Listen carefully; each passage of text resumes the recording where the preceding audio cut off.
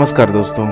BPSC mains को ध्यान में रखते हुए इकोनॉमिक्स के अंतर्गत जितना भी इम्पोर्टेंट प्रश्न है सारे ही प्रश्नों को बारी बारी से कंप्लीट कराई जा रही है। आज इसी कड़ी में अगला प्रश्न होगा, बिहार में प्रवासन के मुख्य कारणों का वर्णन करें, प्रवासी जनसंख्या के सामने वाली विभिन्न चुनौतियों की चर्चा करें। क्या प्रवासन बिहार में कृषि के स्थिरीकरण का मुख्य कारण है, अर्थात प्रवासन अधिक हो रहा है, उसके पीछे जो कारण है, क्या बिहार में खासकर कृषि जैसे गतिविधियों में प्राथमिक क्रियाकलापों में महिलाओं की अधिक भागीदारी से हो रही है, महिला घर की काम संभाल ले रही है, जिसकी वजह से पुरुष फ्री हो जा रहे हैं, वो बाहर विदेशों में या फिर अलग अलग राज्यों में काम कर रहे हैं। तो यहाँ पे पूरा हम लोग इसका एक बेहतरीन आंसर राइटिंग लिखने का प्रयास करेंगे। सबसे पहले आपको इंट्रो पार्ट में आपको परिचय के रूप में, भूमिका के रूप में जो भी प्रवासन से संबंधित बातों को इंडिकेट करना है, कुछ फैक्चुअल डेटा के भी यहाँ पे चर्चा कर सकते हैं। उसके बाद से पूछ रहा है कि मुख्य कारण का वर्णन करें, प्रवासन के कौन कौन से यहाँ पे कारण होते हैं, जितना भी कारण है इन सारे कारणों को बताना है।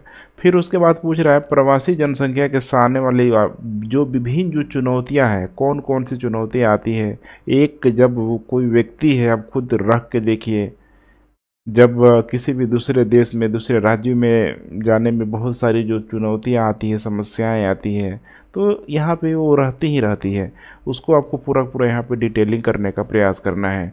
उसके बाद से यहाँ पे मोस्ट इम्पोर्टेंट प्रश्न यहाँ पे बन जा रहा है कि क्या प्रवासन बिहार में कृषि के स्थिरीकरण का यहाँ पे मुख्य कारण है। यहाँ पे इसको बताना है, क्वेश्चन टैग भी मैंने मार्क किया हुआ है। उसके बाद से लास्ट में निष्कर्ष के रूप में टिप्पणी आप यहाँ पे कर सकते हैं, ठीक है। बिल्कुल चेक एंड बैलेंस यहाँ पे होना चाहिए। तो सबसे पहले हम लोग शुरुआत करते हैं यहाँ पे परिचय से। परिचय में चूँकि यहाँ पे बात की जा रही है प्रवासन की यहाँ पे बात की जा रही है, माइग्रेशन की बात की जा रही है। तो अगर 2011 का सेंसस उठा के देखें, 2011 के सेंसस में, तो पूरा देखेंगे बिहार में जो प्रवासन का जो दर है काफ़ी बड़ी मात्रा में मौजूद है यहाँ पे, ठीक है। और यहाँ पे लगभग देखा जाए तो 10% जो पॉपुलेशन है, पूरा पॉपुलेशन का लगभग 10%, 110 मिलियन के आसपास, 110 मिलियन के आसपास, 1 करोड़ से अधिक लोग यहाँ पे सोचिए लगभग। अभी उस समय जो 2011 की जनसंख्या के अनुसार एप्रोक्स लगभग 12 करोड़ के आसपास थी। तो यहाँ पे लगभग 110 मिलियन जो लोग हैं बाहर ही यहाँ पे माइग्रेट कर रहे हैं। तो यहाँ पे वो आंकड़ा यहाँ पे हो जा रहा है लगभग 10% के आसपास, ठीक है। अब ये जाते कहाँ है, प्रवासन कहाँ करते हैं, तो यहाँ पे अन्य देशों में हो जाएगा, अन्य देशों में भी जाते हैं, या फिर अन्य राज्यों में भी जाते हैं, जैसे अन्य देशों में देखेंगे तो बिहार से बड़ी मात्रा में जो गल्फ कंट्री में हो गया, ठीक है, बहुत सारे मात्रा में यहाँ पे अफ्रीकन कंट्री में हो गया, या फिर जो अन्य राज्यों में हम लोग बात करें तो यहाँ पे दिल्ली हो गया, महाराष्ट्र, इसके अलावा यहाँ पे वेस्ट बंगाल, यहाँ पे बड़ी मात्रा में बिहार के लोगों का यहाँ पे पलायन होता है। अब यहाँ पर प्रवासन को लेके कुछ हम लोग, ठीक है, डिफिनीशन देखने का प्रयास करते हैं। जैसे कि अंतर्राष्ट्रीय प्रवासन संगठन के द्वारा, अंतर्राष्ट्रीय प्रवासन संगठन के अनुसार यह बता रहा है कि कोई ऐसा व्यक्ति जो है यहाँ पे, ठीक है, जो अपने निवास स्थान से दूर चला गया हो, ध्यान रखिएगा, दूर चला गया हो, अन्य देश में चला गया हो, या फिर अन्य यहाँ पे राज्य में चला गया हो, यहाँ पे स्थानांतरित हो गया हो, तो फिर उसी को यहाँ पे बोला जाता है कि उसका यहाँ पे माइग्रेशन हो गया है। हालांकि ये कोई, ठीक है, ऐसा नहीं है कि अचानक हो रहा है, ये हम लोग शुरू से यहाँ पे देख रहे हैं, एंशिएंट एरा से यहाँ पे देख रहे हैं कि लोग अलग अलग कामों के लिए, अलग अलग क्रियाकलापों के लिए, अपने आजीविका के स्रोत के लिए, ऐसे बहुत सारे जो कारण हैं एंशिएंट एरा से ही हम लोग देख रहे हैं कि बिहार जैसे क्षेत्रों से पलायन की समस्या यहाँ पे रही ही रही है। अब यहाँ पे हम लोग कुछ कारणों की बात करते हैं कि कौन कौन से ऐसे कारण हैं जिसके वजह से बिहार के लोगों को पलायन करना पड़ता है। तो यहाँ पे जो भी जनरलाइज जो कारण है इस तरीके से आपको एग्जाम में दिखाना है कि आप अच्छे से उसको यहाँ पे ठीक है डिफेंड करके लिख सकें। तो नंबर 1 यहाँ पे हो जाएगा नौकरी में अवसरों की कमी। नौकरी में अवसरों की कमी, अवसरों की कमी। अब सोच के देखें यहाँ पे बिहार में जो पॉपुलेशन है इतना हाई डेंसिटी का यहाँ पे रूप ले चुका है, लगभग 1106, ध्यान रखिएगा, वर्ग किलोमीटर के दायरे में, सॉरी ठीक है, लगभग 1106 जो लोग हैं यहाँ पे, 1106 जो लोग हैं प्रति वर्ग किलोमीटर में, प्रति वर्ग किलोमीटर में, मतलब समझ रहे हैं ना, जो 1 किलोमीटर का जो भी वर्ग होता है इस एरिया में जो रहने वाले जो लोग हैं, कितने लोग हैं, 1106 लोग हैं। तो इससे आप अंदाज़ा लगा सकते हैं कि बिहार में जो पॉपुलेशन डेंसिटी यहाँ पे अधिक है और जब जनसंख्या यहाँ पे अधिक है तो स्वाभाविक सी बात है कि जो अवसरों में कमी है ये पर्याप्त रूप से यहाँ पे देखने के लिए मिलती ही मिलती है। और जब अवसरों में कमी आएगी तो इनको लगेगा कि भाई हम अदर अपॉर्चुनिटी की तलाश करते हैं, जिसकी वजह से यहाँ पे इनका प्रमोशन यहाँ पे होता है, जिसकी वजह से इनका प्रमोशन होता ही होता है। कुछ और भी कारण हैं, जैसे कि यहाँ पे बिहार में बड़ी मात्रा में देखा जाए तो कृषि क्षेत्र यहाँ पे मौजूद है।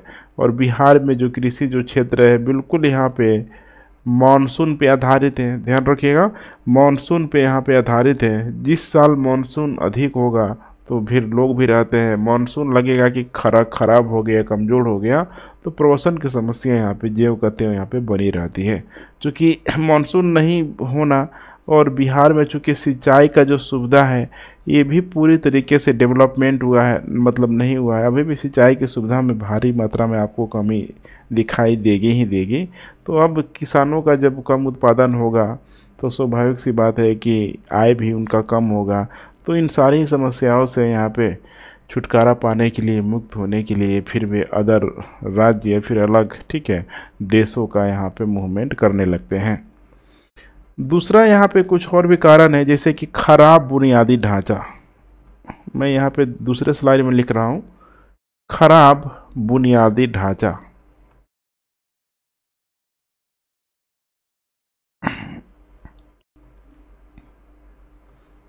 खराब बुनियादी ढांचा, इसका क्या मतलब है? तो यहाँ पे जो भी खराब जो बुनियादी ढांचा है, जैसे कि कुछ इम्पोर्टेंट ढांचा है, सड़क हो गया, बिजली, स्वास्थ्य, या फिर चाहे हम लोग शिक्षा की बात कर लें, तो ये सारे ही मामले में देखेंगे यहाँ पे तो समस्या यहाँ पे है ही है। सड़क बहुत अच्छा नहीं है, बिजली भी 24 वाला नहीं है, स्वास्थ्य को लेके कोविड वगैरह में स्थिति इतनी ख़राब यहाँ पे हो चुकी है, पीएचसी की हालत बिहार में बहुत ख़राब है, एजुकेशन सिस्टम शिक्षा को लेके भी मैंने आपको पूरा जो तस्वीर मैंने पेश किया हुआ था कि हर एरिया में देखेंगे तो शानदार तरीके से यहाँ पे कार्य यहाँ पे नहीं हो रहा है, नहीं कर रहा है, ठीक है। तो ये बहुत बड़ा कारण है यहाँ पे। अब इन सारे कारणों की वजह से देखेंगे यहाँ पे तो स्वाभाविक सी बात है कि इसमें रोज़गार में कमी आना यहाँ पे तय है, यहाँ पे रोज़गार में कमी आना यहाँ पे तय है, यहाँ पे नौकरी के अवसर में कमी आना यहाँ पे तय है। और जिसके वजह से यहाँ पे बिहार में जो आर्थिक जो विकास है बहुत कम यहाँ पे दिखाई देती है। इसके अलावा और भी कारण है, जैसे कि बेहतर जीवन गुणवत्ता के लिए, बेहतर जीवन गुणवत्ता के लिए। अब सोचिए कि अगर कोई भी व्यक्ति अगर बिहार में अगर वो सक्षम ही है लेकिन उसको सड़क, बिजली, स्वास्थ्य, शिक्षा, ये सारा जो चीज़ है किसी एक व्यक्ति के लिए तो नहीं बनेगा, ये पूरे समुदाय के लिए यहाँ पे बनेगा। और जैसे ही अगर कोई सक्षम व्यक्ति है अगर एक बार वो घर से बाहर निकला, अगर उसका सैलरी अच्छा है या फिर बिजनेस अच्छा है तो तुरंत ही वो चाहता है कि हम बिहार को छोड़ दें, बाकी दूसरे राज्यों में या फिर दूसरे देशों में जाके वो यहाँ पे रहने लगता है। तो ये भी बहुत बड़ी समस्या है, यहाँ पे ध्यान रखिएगा। बेहतर जीवन गुणवत्ता न होने के कारण भी लोग अपने परिवार के साथ दूसरे राज्य एवं शहरों में पलायन कर जाते हैं, ठीक है। तो इसीलिए यहाँ पे वर्तमान जो बुनियादी जो ढांचा है इसको सुधार करने की बड़ी मात्रा में ज़रूरत है। तीसरा यहाँ पे हो जाएगा गरीबी को लेके। यहाँ पे मैं पॉइंट डाल दे रहा हूँ, जैसे नंबर 1 यहाँ पे हो जाएगा, 1 नंबर ए था, ठीक है। दूसरा यहाँ पे था खराब बुनियादी ढांचा, और तीसरा यहाँ पे हो जाएगा यहाँ पे गरीबी को लेके। गरीबी को लेके तो गरीबी को लेके मैंने आपको बताया हुआ था, एमपीआई इंडेक्स नीति आयोग के द्वारा जो जारी किया गया है भारत के संदर्भ में, मल्टी डायमेंशनल पॉवर्टी इंडेक्स, इसमें बिहार में जो गरीबी है 51.9% के आसपास, जहाँ पे हर जो दूसरा परिवार है बिहार में गरीबी है। तो इसी से आप अंदाज़ा लगा सकते हैं कि गरीबी रेखा से नीचे जो लोग हैं अपना जीवन यापन करने के लिए यहाँ पे बिहार में पूरी तरीके से यहाँ पे मौजूद है। अब ऐसे में जब, ठीक है, गरीबी से नीचे यहाँ पे कह सकते हैं, गरीबी रेखा से नीचे जब ये लोग जीवन जीने के लिए मजबूर है, तो स्वाभाविक बात है कि आय का दूसरा विकल्प भी तलाश करने का प्रयास करेंगे। और यही जो आय का जो दूसरा विकल्प है, यही ये प्रवासन की बहुत बड़ी समस्या का कारण बनता है। सबको लगता है कि हम दूसरे देशों या दूसरे राज्यों में जाके चले जाएं, या फिर एक कह सकते हैं कि बुनियादी सुविधाओं और सामाजिक सेवा जो भी इसकी ज़रूरतों को पूरा करने के लिए, शिक्षा, स्वास्थ्य, ठीक है, इन सबको यहाँ पे बेहतरीन करने के लिए भी इन लोगों के द्वारा ये सारा स्टेप उठाया जाता ही जाता है। ठीक है, उसके बाद नेक्स्ट है यहाँ पे चौथा नंबर में यहाँ पे हो जाएगा डिजास्टर मैनेजमेंट, प्राकृतिक आपदा। ठीक है, प्राकृतिक आपदाएं में जैसे कि बिहार में देखा जाए तो बाढ़ बड़ी मात्रा में मौजूद है। बाढ़ के साथ साथ सूखा भी, जिस उत्तर बिहार बाढ़ के लिए फेमस है, दक्षिण बिहार में वर्षा ही नहीं होती है बड़ी मात्रा में, बहुत बड़े भाग में वहाँ पे सूखा आ जाती है। इसके अलावा चूँकि हिमालयन रेंज है पूरा खासकर नॉर्थ बिहार की बात करें तो भूकंप जैसी समस्याएं यहाँ पे बनी रहती है। अब यही आपको समझना है कि अब इन सारे ही समस्याओं से निपटने के लिए यहाँ पे पूरी तरीके से बुनियादी सुविधाओं का होना, बुनियादी ढांचे का डेवलपमेंट होना बहुत ज़रूरी है। या फिर ये भी कह सकते हैं कि बाढ़, सूखा, भूकंप की वजह से बुनियादी ढांचा का बहुत बड़े मात्रा में यहाँ पे इसका नुकसान किया जाता है। सोचिए यहाँ पे बड़ी मात्रा में बाढ़ आएगा, कितने सारे सड़कों को तोड़ देगा, सूखा भी वही करेगा यहाँ पे, ठीक है, बहुत सारे लोगों को भूखा मार देगा, भूकंप का भी वही यहाँ पे दृष्टिकोण है। तो कुल मिला के यहाँ पे, ठीक है, बुनियादी ढांचा अगर थोड़े बहुत है भी तो ये पूरी तरीके से उसको ख़त्म करने का भी प्रयास करता है। अब सोच पा रहे हैं यहाँ पे बाढ़ आ जाएगा, यहाँ पे कितने लोगों की फसलें बर्बाद हो जाएगी, प्रवासन का एक बहुत बड़ा कारण हो जाता है। सूखा, जब वर्षा ही नहीं होगी, यहाँ पे मानसून को देखा हम लोगों ने अभी, तो यहाँ पे तुरंत लोग पलायन, अल्टरनेट, ठीक है, विकल्प की तलाश करने लगते हैं। वहीं भूकंप में जिनका सब कुछ खत्म हो गया, बर्बाद हो गया, फिर वे, उनको लगता है कि हम बिहार में अपने आप को रीस्टेबलाइज नहीं कर सकते हैं और पुनः वे एक जगह से दूसरे जगह जाने की ये तैयारी में लग जाते हैं। उसके बाद कुछ और भी कारण है यहाँ पे, जैसे कि प्राकृतिक आपदा के अंतर्गत अगर यहाँ पे देखा जाए तो बाढ़ पीड़ित लोगों की मदद, ठीक है, यहाँ पे सही समय पे गवर्नमेंट के द्वारा, राज्य सरकार के द्वारा, इनके द्वारा यहाँ पे जो भी राहत जो कार्यक्रम है लक्षित व्यक्तियों तक नहीं पहुंचना, ये भी बहुत बड़ी समस्या का कारण होता है। इनको बाहर भेजने के लिए, ठीक है, इनको यहाँ पे जाने में मजबूर होना पड़ता है। तो कुल मिला के आप यहाँ पे देख पा रहे हैं दोहरी तिहरी प्राकृतिक आपदाओं से बिहार यहाँ पे, ठीक है, कहीं न कहीं झेल ही रहा है। अभी देखा जाए इसी के अंतर्गत तो 38 जिला के आसपास, ध्यान रखिएगा, 38 जिला में जो लगभग 22 जो जिला है, अधिकतर मात्रा में उत्तर बिहार से नॉर्थ बिहार का जिला ही यहाँ पे मौजूद है। तो यहाँ पे बाढ़ या सूखा से लगभग प्रभावित ही है यहाँ पे, जिसमें एक सुनिश्चित फसल का यहाँ पे विकास क्या हो पाता है, नहीं हो पाता है। उसके बाद यहाँ पे नेक्स्ट कारण हो जाएगा, पांचवा जो कारण हो जाएगा सामाजिक और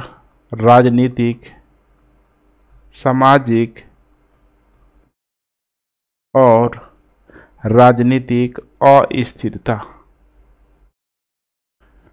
सामाजिक और राजनीतिक अस्थिरता। तो ये भी यहाँ पे समझ सकते हैं कि इसके वजह से भी बिहार में एक अशांति यहाँ पे बनी ही रहती है। क्योंकि सामाजिक राजनीति का व्यवस्था में देखा जाए तो जाति व्यवस्था एक बहुत बड़ा यहाँ पे ध्यान रखिएगा रोल प्ले करता है। मैं तो यही बोलता हूँ कि जाति जो व्यवस्था है बिहार के लोगों के डीएनए में पूरी तरीके से बस चुका है। तो यहाँ पे आए दिन यहाँ पे देखेंगे तो जाति व्यवस्था को लेके हो जाएगा, या फिर यहाँ पे धार्मिक व्यवस्था को लेके यहाँ पे सांप्रदायिक तनाव। अब इससे लोग क्या करने लगते हैं तो असुरक्षित महसूस करने लगते हैं। यहाँ पे अच्छे अच्छे लोग भी यहाँ पे असुरक्षित महसूस करने लगते हैं, जिनके पास पूरा चीज़ मौजूद है यहाँ पे, खासकर वे गरीब नहीं है, समाज के अच्छे वर्ग से आते हैं। लेकिन वही है ना, अगर ये हिंसा होगा, असुरक्षा की भावना आएगी तो फिर अपने आप को वे लोग सिक्योर करने का प्रयास करते हैं और फिर से यहाँ पे एक प्रवसन का एक बहुत बड़ा एक कारण बन जाता है। ध्यान रखिएगा, प्रवसन का बहुत बड़ा यहाँ पे कारण बन जाता है। इसके वजह से भी लोग यहाँ पे, ठीक है, बेहतर सुरक्षा की तलाश में पलायन करने लगते हैं। तो आप लोगों को क्या दिखाई दे रहा है कि प्रवसन सिर्फ और सिर्फ गरीबी की वजह से नहीं हो रहा है, बल्कि राजनीतिक सामाजिक अस्थिरता भी एक बहुत बड़ा कारण है। अब यहाँ पे प्रवासी जनसंख्या के सामने वाली चुनौतियाँ कौन कौन से हैं? तो यहाँ पे बहुत सारी चुनौतियाँ हैं। नंबर 1 यहाँ पे हो जाएगा आर्थिक चुनौती। अब सपोज करिए इसमें कि कोई भी अगर एक व्यक्ति बिहार से, सपोज करिए कोई गुजरात जा रहा है, पंजाब जा रहा है, दक्षिण भारत जा रहा है, तो जाते ही तो वह उसको तो ऐसा नहीं है कि उसको काम मिल जाएगा, जाके उसको रोज़गार खोजना पड़ेगा। रोज़गार खोजने में यहाँ पे कठिनाइयाँ आती है। खासकर अगर वो अकुशल क्षेत्र से बिलोंग करता हो तो फिर समस्याएं और अधिक यहाँ क्या हो जाएगी, बढ़ जाएगी, कठिनाई आएगी। और वित्तीय असुरक्षा की भावना रहती है। क्योंकि जब गांव के क्षेत्रों से जाएगा तो बहुत कम मात्रा में उसके पास, ठीक है, पैसा तो रहेगा नहीं, पैसा होता तो बाहर इतना जल्दी क्यों जाता, तो फिर उसको समस्या होती है। फिर वहाँ अपने आप को किस तरीके से रोटी कपड़ा, ठीक है, का यहाँ पे व्यवस्था करें, समस्या होती है यहाँ पे। ध्यान रखिएगा आर्थिक चुनौती को लेके। दूसरी बात कर रहे हैं हम लोग यहाँ पे भाषा को लेके। तो यहाँ पे बहुत इम्पोर्टेंट रोल प्ले करता है यहाँ पे भाषा, क्योंकि भाषा जो है यहाँ पे कम्युनिकेशन के लिए, संवाद के लिए एक बहुत बड़ा यहाँ पे कह सकते हैं कि एक इंटरमीडिएटरी यहाँ पे रोल प्ले करते हुए नज़र आएगा। जब भाषा ही किसी अन्य लोगों से, अन्य राज्य के लोगों से जब नहीं मिलेगा तो समस्या आना यहाँ पे तय है। यहाँ पे ध्यान रखिएगा, समस्या आना यहाँ पे तय है और फिर शुरू यहाँ पे हो जाएगा अलग अलग समस्याएं, जैसे कि यहाँ पे सामाजिक समर्थन की कमी। पहले ही वहाँ पे भी लोग समझ जाएंगे कि भाई हमारे राज्य का तो नहीं है, ये ज़रूर कहीं बाहरी लोग हैं, ठीक है। तो सामाजिक समर्थन की कमी यहाँ पे हो जाएगी। हेल्थ को लेके भी समस्या आएगी, सारे समस्या आएगी। हेल्थ हो जाएगा, फिर यहाँ पे एजुकेशन हो जाएगा, या फिर अन्य सेवाओं तक जो पहुँच है, नई जगहों पे जाने पे समस्या होती है। तीसरा यहाँ पे हो जाएगा भेदभाव और नस्लवाद को बढ़ावा देने के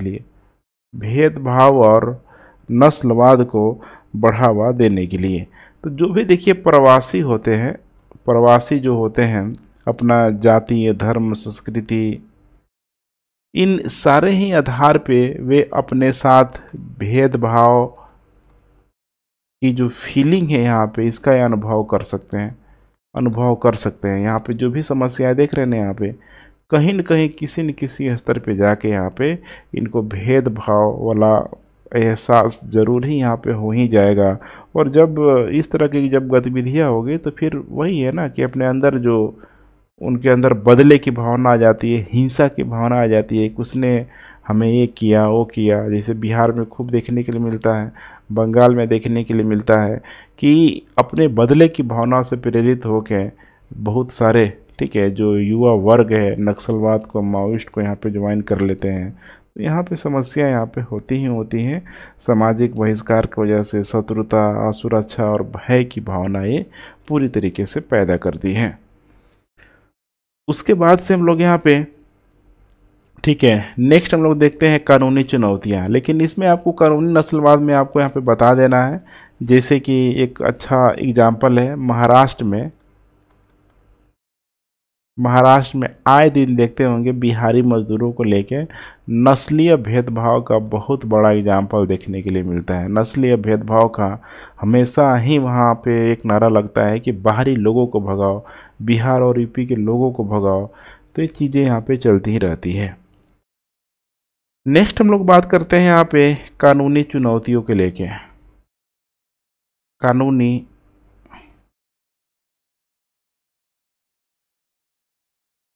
चुनौतियों के लेके ठीक वैसे ही है जैसे एक जगह से आप ठीक है किसी नए जगह पे जाके बस रहे हैं, तो समस्या यहाँ पे आएगी ही आएगी। जो भी वहाँ का जो कानून है, उन कानूनी चुनौतियों का सामना करना पड़ सकता है, जिसमें कई प्रकार का यहाँ पे जोखिम उत्पन्न हो सकता है। ध्यान रखिएगा, जोखिम उत्पन्न हो सकता है, न्याय मिलने में देरी लग सकती है, या फिर यहाँ पे ठीक है कह सकते हैं कि नागरिकता का दर्जा करने में, नागरिकता होता है ना, नागरिकता, ठीक है भारत के नागरिकता में कोई तो दिक्कत नहीं आएगी। लेकिन यहाँ पे जो डोमिसाइल है, यहाँ पे ध्यान रखिएगा, जो डोमिसाइल है यहाँ पे, ठीक है, जिसको निवास प्रमाण पत्र बोलते हैं, यहाँ पे इन सारे ही संबंधित गतिविधियों पे समस्याएं यहाँ पे आ सकती है। उसके बाद यहाँ पे कुछ और भी कारण है, जैसे कि सांस्कृतिक अनुकूलन, कल्चरल एक्टिविटी, सांस्कृतिक अनुकूलन।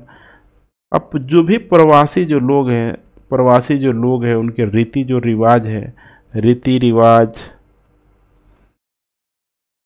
परंपरा, सामाजिक मानदंड, ये शुरू से खुद सोच के देखिए ना, एक बिहार का व्यक्ति, बिहार में जो भी उनकी रीति रिवाज है, परंपरा है, शादी ब्याह कैसे हो रहा है, छठ त्योहार कैसे यहाँ पे मनाया जा रहा है, ऐसे में वह जब जाएगा नया इकोसिस्टम में, नया सामाजिक वातावरण में जब जाएगा, तो वो जो निकटता है, वो जो समरसता है, उसके अंदर वो चीज़ उन लोगों के साथ हो जो जुड़ाव है वो कर ही नहीं पाएगा यहाँ पे, और फिर से यहाँ पे एक बहुत बड़ी समस्या को जन्म देगा।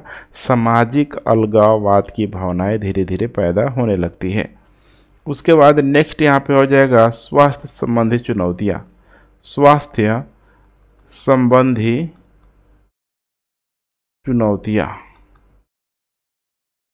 चुनौतियाँ, ठीक है। तो ये तो रहता ही रहता है। जब सोच के देखिए, अगर लेबर है यहाँ पे, तो स्वाभाविक सी बात है कि उसके पास बीमा तो होगा नहीं, बीमा जैसी सुविधाएं उसके पास होती नहीं है यहाँ पे। और जब बीमा जैसी सुविधाएं नहीं है यहाँ पे, तो इसका मतलब कि लेबर है बहुत, उसके पास जो संसाधन है सीमित है यहाँ पे। अब यहाँ खुद अब सोच के देखिए, प्रवसन की वजह से अगर उसको कोई भी समस्या अगर आ जाता है हेल्थ संबंधी, चाहे मतलब तनाव हो या फिर कोई बीमारी के संपर्क में यहाँ पे आ गया, तो फिर क्या ये जो व्यक्ति है इतना आसानी से अपने आप का जो ट्रीटमेंट है करवा पाएगा? ये हमेशा ही समस्या यहाँ पे रहेगा ही रहेगा, यहाँ पे ध्यान रखना है आपको। इसीलिए यहाँ पे स्वास्थ्य संबंधी चुनौतियाँ जो है, ये भी एक बहुत बड़ी चुनौती के रूप में प्रवसन संबंधी लोगों के लिए होता ही होता है। या फिर नए इकोसिस्टम में जाना, वहाँ का ठीक है हवा पानी किस तरीके से हो, तो देखिए दिक्कत होता है, ठीक है, एडप्टेशन में दिक्कत आती ही आती है। अब उसके बाद नेक्स्ट बात करते हैं, क्या पलायन में कृषि का स्त्रीकरण का मुख्य कारण है? यहाँ पे पलायन जो पुरुष जो बड़ी मात्रा में कर रहे हैं, वो इसीलिए कर रहे हैं कि महिलाओं ने कृषि का मोर्चा खुद ही संभाल लिया है। यहाँ पे आपको बताने का कोशिश करना है। तो यहाँ पे अगर हम लोग बात करें बिहार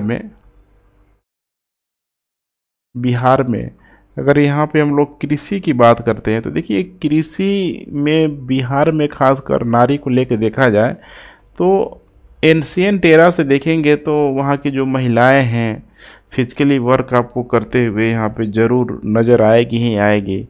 और ठीक है, मतलब ऐसा नहीं है कि सारे ही जो कम्युनिटी के जो लोग हैं, सारे ही जातियों के नीचे के लोग की जो ठीक है जो नीचे के जाति के जो महिलाएं हैं वे जरूर ही यहाँ पे भागीदारी करती थी, नारी भी भागीदारी करती थी। ऊंचे वर्गों के आपका ठीक है ऊंची जातियों का आपको दिखाई नहीं देगा। लेकिन अब यही है ना बदलाव। अब ये जो चेंजेज है, जो बदलाव है, ये बहुत बड़ा जो कारण है यहाँ पे आर्थिक कारण है। यहाँ पे आर्थिक कारण है। सोचिए कि अगर कोई भी जाति की जो महिला है, कोई भी धर्म की अगर जो महिला है, अभी समाज जिस तरीके से बदल रहा है, तो यहाँ पे मोर एंड मोर का जो ठीक है प्रचलन है यहाँ पे कि ये व्यक्ति जल्दी देख पा रहे हैं ना, यहाँ पे सेटिस्फाइड यहाँ पे नहीं होगा। अगर व्यक्ति के पास रिसोर्सेज है तो चाहता है कि और अधिक प्रोडक्शन उससे किया जाए। अगर रिसोर्सेज नहीं है तो फिर वो तो चाहेगा ही चाहेगा।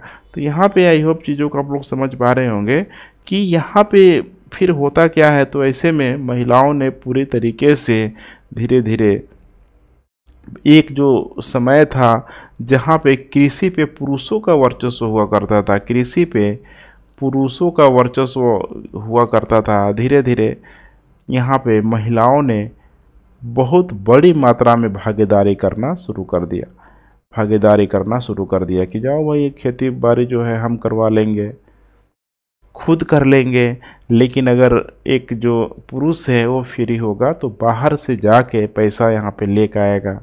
लोग बोलते हैं ना कि खेती से सिर्फ और सिर्फ पेट भर सकता है, बाकी की जो ज़रूरतें है, स्वास्थ्य है, हेल्थ है, बिजली है, ये सारी जो ज़रूरतें हैं खेती से पूरा करना बहुत ही असंभव टाइप का मामला है।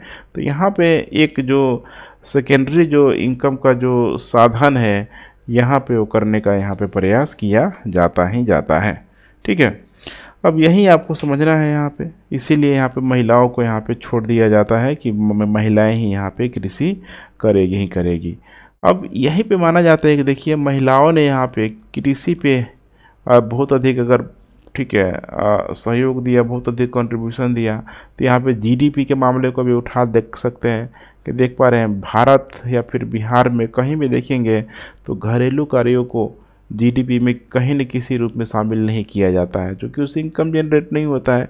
लेकिन महिलाएं जब यहाँ पे कृषि गतिविधियाँ जब करेगी, यहाँ से इनकम जनरेट होगा, तो महिलाओं में भी एक नारी सशक्तिकरण की भावना यहाँ पे आएगी ही आएगी। ध्यान रखिएगा, आएगी ही आएगी। लेकिन यहाँ पे पूछा जा रहा है कि क्या मुख्य कारण है।